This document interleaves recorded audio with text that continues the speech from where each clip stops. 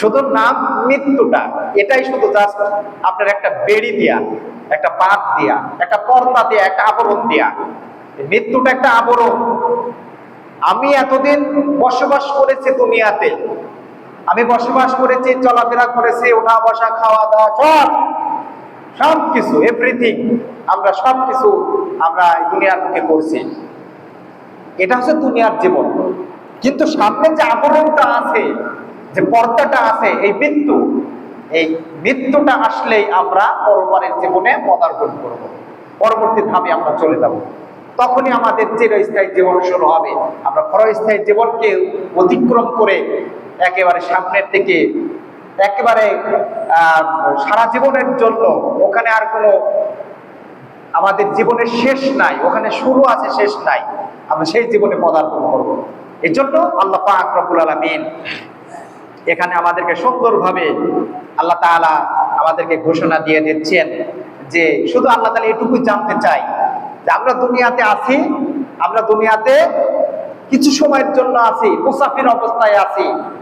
আমরা মুসাফির অবস্থায় আছি। আমরা যে বাড়িতে থাকি, যে সমাজে বসবাস করি, যে গ্রামে বসবাস করি, যে মহল্লায় বসবাস করি, যে কওমে বসবাস করি, যে শহরে বসবাস করি, যেখানে বসবাস করি না কেন, এখানে আমরা মুসাফির অবস্থায় আছি কিছুদিনের জন্য। এখান থেকে আমাদেরকে টান দিয়ে নিয়ে চলে যাবে। এই জন্য এখানে আল্লাহ তাআলা কেন পাঠালেন, একটু বোঝার বিষয় আছে। আল্লাহ তাআলা কেন পাঠালেন এটুকুই আমরা জানতে চাই। আল্লাহ পাক রব্বুল আলামিন স্পষ্ট আকারে বলে দিয়েছেন যে আমি তোমাদের চেহারা দেখব না, আমি তোমাদের সুন্দর সুদর্শন পুরুষ এটাও দেখব না, সুদর্শনী নারী এটাও দেখব না, তুমি কতটুকু উচ্চতা, তোমার গায়ের রং ফর্সা না কালো, তোমার দাঁত উঁচু না নিচু, ফর্সা না ছাতা পড়া, এটা দেখার দরকার নাই। আল্লাহ তাআলা দেখবেন কি? আমল। আল্লাহ তাআলা কি দেখবেন? আমল।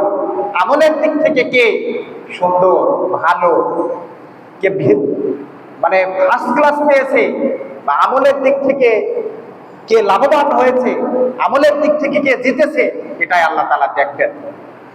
আল্লাহ রাব্বুল আলামিন সূরা আল মুলকের ভিতরে প্রথম এবং দ্বিতীয় নম্বর আয়াতে আল্লাহ পাক রব্বুল আলামিন এই সমগ্র পৃথিবীটাকে আমাদের জন্য সৃষ্টি করে দিয়েছেন। যুগ উপযোগী বসবাস করার জন্য আল্লাহ রাব্বুল আলামিন আমাদেরকে সৃষ্টি করে দিয়েছেন। আল্লাহ তাআলা সূরা মুলকের ভিতরে প্রথমে তিনি তুলে ধরছেন তাবারাকাল্লাযী বিয়াদিহিল মুলকু ওয়া হুয়া আলা কুল্লি শাইইন কাদির। এটা জোরে বলেন আল্লাহু আকবার। আর একটু জোরে বলেন আল্লাহু আকবার।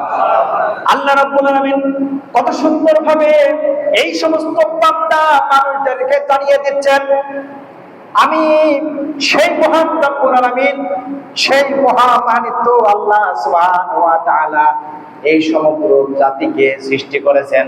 সমগ্র জাতিকে সৃষ্টি করে দিয়ে সমগ্র পৃথিবীটাকে আমাদের জন্য বসবাসের জন্য সুযোগ করে দিয়েছেন, সৃষ্টি করে দিয়েছেন।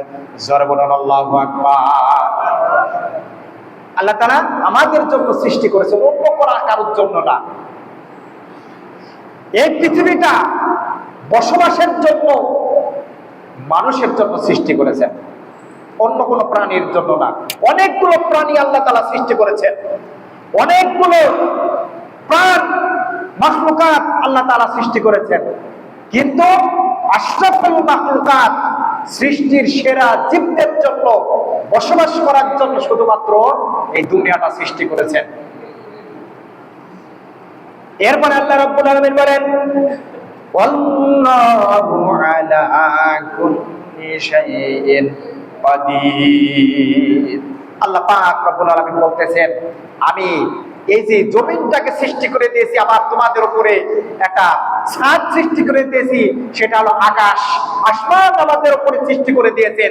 দুনিয়াতে আমরা বসবাস করি, শুধুমাত্র কি করব না করব, কোথায় যাচ্ছি, কি করব, এটা আমাদের জন্য একটা টেনশনের ব্যাপার হয়ে দাঁড়াতো, চিন্তার বিষয় হয়ে দাঁড়াতো। মানুষ হেজিটেশনে ভুগতো এবং ডিপ্রেশনে ভুগতো। কিন্তু আল্লাহ তাআলা সুযোগ দান করলেন। কি দান করলেন?